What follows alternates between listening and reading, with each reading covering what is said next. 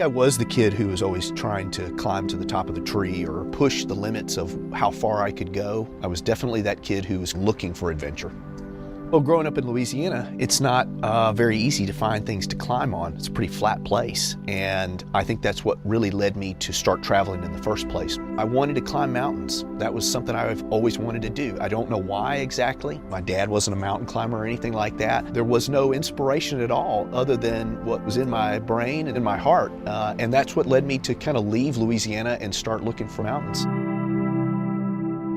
I kind of went big the first time. I went to Africa.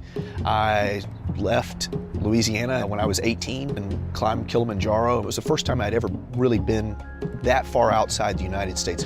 And I was inspired by that trip because it was the first time I ever met people who had really climbed mountains. And I met a guy on that trip in particular who had climbed 4 out of the 7 summits. And immediately I thought, wow, that's a really cool project. The idea of climbing the tallest mountains in the world and going to all 7 continents. And I quickly found out that there were only about 6 guys in the world at that time that had ever done it.